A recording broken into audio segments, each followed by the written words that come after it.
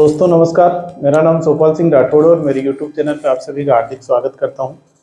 दोस्तों आज का विषय है होम लोन लेते हैं अपन, कहीं ना कहीं मकान बनाते हैं तो होम लोन के साथ में इंश्योरेंस दिया जाता है, वो लेना चाहिए नहीं लेना चाहिए। सेकंड चीज़, ये कितने तरह के इंश्योरेंस होते हैं, तो इसमें बात करें तो ये 3 तरह के इंश्योरेंस होते हैं। इसमें सबसे पहला आता है होम इंश्योरेंस। तो होम इंश्योरेंस क्या होता है? होम इंश्योरेंस आपकी प्रॉपर्टी का इंश्योरेंस होता है, आपका मकान है उसका इंश्योरेंस होता है। यदि मकान कोई प्राकृतिक आपदा है, जैसे कोई भूकंप आ गया हो, आपकी बिल्डिंग गिर गई हो, बाढ़ आ गई हो, उसमें मकान बह गया हो, या आग से आपके फर्नीचर वगैरह का नुकसान हो गया, कोई भी प्राकृतिक आपदा आती है तब जो नुकसान होता है उसको होम इंश्योरेंस कवर करता है। और होम इंश्योरेंस का प्रीमियम बहुत कम आता है, इसका ज़्यादा नहीं आता है। ये लेना चाहिए वैसे। ये तो आप इंश्योरेंस होम लोन ले या नहीं ले, उसके अलावा भी ये इंश्योरेंस करवा सकते हैं, इसका कोई ज़्यादा प्रीमियम नहीं आता है, तो ये करवाना चाहिए। क्या प्रकृति का कोई भरोसा नहीं है, कब क्या लीला कर दे, तो ये लेना चाहिए।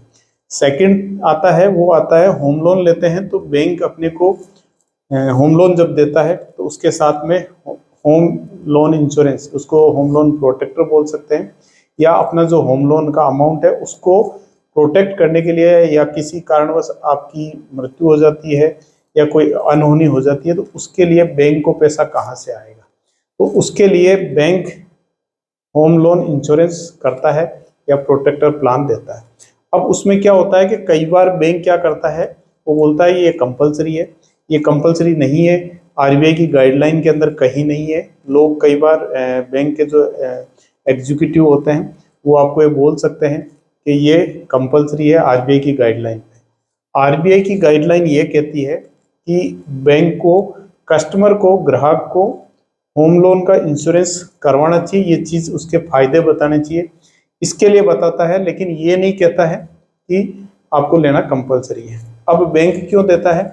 बैंक को भी इसमें कुछ ना कुछ पे आउट मिलता है। इंश्योरेंस कंपनी है वो पे आउट बैंक को देती है, बैंक इंश्योरेंस करता है। जैसे कोई एजेंट इंश्योरेंस करता है तो उसको कमीशन मिलता है, same as it is bank यदि किसी कस्टमर का होम लोन का इंश्योरेंस करता है तो उसका पे आउट मिलता है।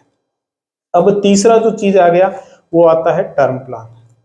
होम लोन के साथ में टर्म प्लान का लिंक नहीं है, लेकिन उसको कर सकते हैं आप। मान लीजिए 50 लाख का होम लोन ले रहे हैं तो आपको 50 लाख का टर्म प्लान ले लेना चाहिए उसी टाइम के अंदर।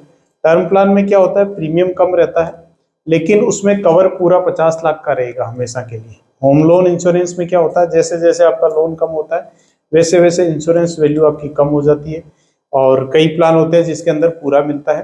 तो इंश्योरेंस लेते टाइम आपको बैंक से यदि लोन ले रहे हैं उस टाइम वो होम लोन इंश्योरेंस कर रहे हैं तो इन चीज़ों का ध्यान जरूर रखें। और टर्म प्लान लेते हैं तो टर्म प्लान में क्या है कि आपने उसके अंदर मान लीजिए राइडर डाल दिए तो एक्सीडेंटल राइडर का भी आपको एक्स्ट्रा पैसा, एक्स्ट्रा बेनिफिट मिल जाता है। थोड़ा सा पैसा ज़्यादा जाता है और प्रीमियम ज़्यादा नहीं आता। यदि आपकी एज 25 साल के आसपास है तो लगभग 10 से 12 हज़ार रुपये के आसपास आपका इंश्योरेंस हो जाएगा, 10-1 हज़ार के आसपास ही हो जाएगा। तो काफ़ी कम अमाउंट लगता है, साल का 10,000 रुपये तो महीने का आपका 800-900 रुपये हुआ, तो ज़्यादा नहीं हुआ लेकिन उसमें कवरअप रहेगा। सेकेंड, टर्म प्लान में जो पैसा आएगा वो आपके फैमिली को मिलेगा, और उसमें से जितना लोन का या होम लोन का जो पैसा बचा हुआ है वो चुकाने के बाद जो पैसा बचता है वो फैमिली के काम में आ सकता है। क्या होता है कि मिस हैपनिंग किसी के भी साथ हो सकती है, तो टर्म इंश्योरेंस ज़्यादा बेटर रहेगा होम लोन प्रोटेक्टर प्लान की बजाय।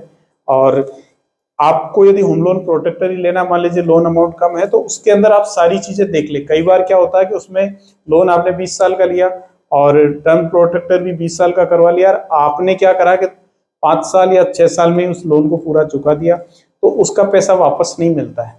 वो आप देख ले, कई बार कुछ इंश्योरेंस कंपनियां देती है, लेकिन वो पहले आपको जानना जरूरी होता है।